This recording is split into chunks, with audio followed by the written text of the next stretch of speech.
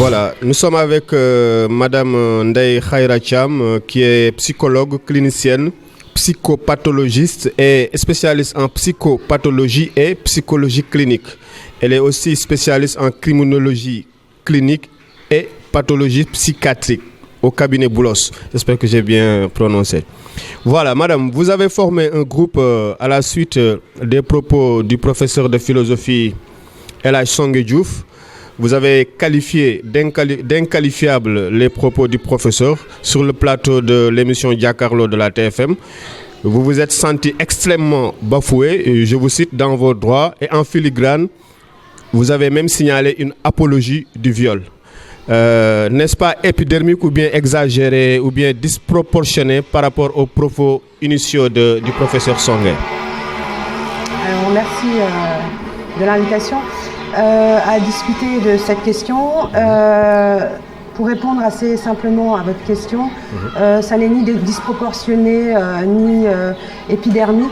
La loi, le passage par la loi est la manière sociale de solutionner un conflit, d'autant que nous avons un code pénal au Sénégal qui prévoit le délit de viol, qui prévoit le délit d'apologie du viol et qui prévoit le contexte dans lequel on peut retenir un délit de cette nature. D'autre part, on ne s'est pas levé de façon spontanée, épidermique à dire et à faire n'importe quoi. On a quand même pris le conseil de nos avocats, notamment de Maître Daf, l'avocat qui poursuit. Voilà, quelle est la suite de la procédure? Vous avez annoncé une plainte et aussi une pétition. Alors, je ne crois pas avoir annoncé une pétition. Cependant, la pétition existe bien, elle circule. Différentes personnes et par différents biais ont diffusé cette pétition afin que les personnes qui se sentent concernées puissent la signer, puissent dire leur mécontentement et manifestement au bout de 3 jours, le tollé est assez général. Ça, c'est la première chose. Deuxième chose, effectivement, nous allons porter les choses devant les tribunaux et c'est Maître Daf qui est chargé de nous représenter à cet endroit-là.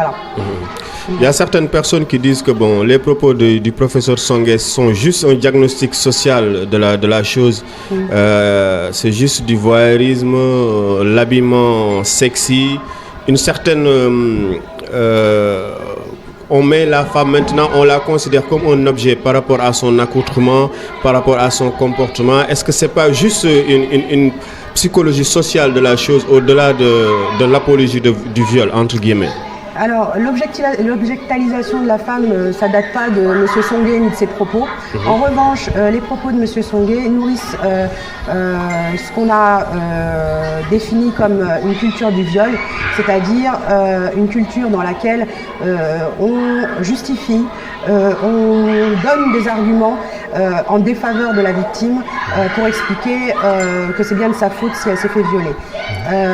Or, dans ces affaires de viol, la victime n'a jamais, c'est jamais de sa faute si elle se fait violer, soit elle-même nue, en pleine rue, ivre, ou je ne sais pas dans quel accoutrement particulier. Ça, c'est le premier point.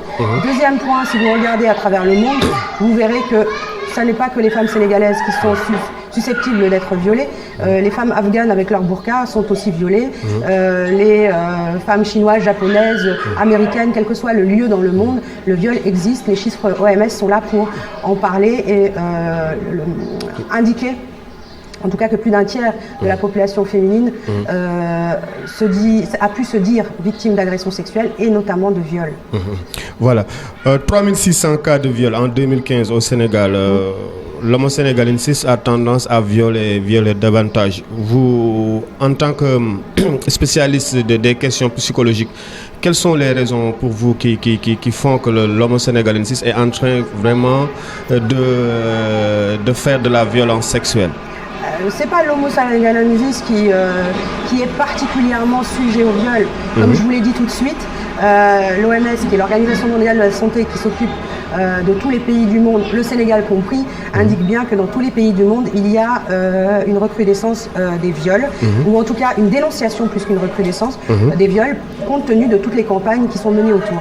Maintenant, pour ce qui est propre au Sénégal, il est fort possible que compte tenu de tous les dispositifs qui existent, notamment les boutiques du droit, par exemple, de la JS, la Maison Rose qui recueille ces personnes-là, le travail d'ailleurs des féministes sénégalaises, professeurs de sociologie, de droit, etc., qui ont beaucoup participé au respect des droits humains et notamment des droits de la femme, les femmes se sentent un petit peu plus en mesure de porter plainte et de porter les choses devant les tribunaux. Donc, de fait, on a le sentiment qu'il y a une augmentation du nombre de cas de viols qui sont portés devant les tribunaux. Ce qui ne veut pas dire que c'est le reflet exact du nombre de viols qui sont effectivement perpétrés tous les jours au Sénégal, parce que je pense qu'il y a quand même un certain nombre de personnes qui encore aujourd'hui n'osent pas porter plainte parce qu'elles sont écrasées par la honte d'avoir été violées. Donc on ne va pas en plus leur rajouter la culpabilité de ce qu'elles ont porté ou pas. Au-delà de la dénonciation, Madame Thiam, est-ce que vous ne pensez pas que les violeurs sont des malades à aider? Est-ce qu'ils n'ont pas de troubles psychologiques au-delà de la dénonciation? Est-ce qu'il n'y a pas quelque chose à faire sur le plan clinique et aussi du diagnostic?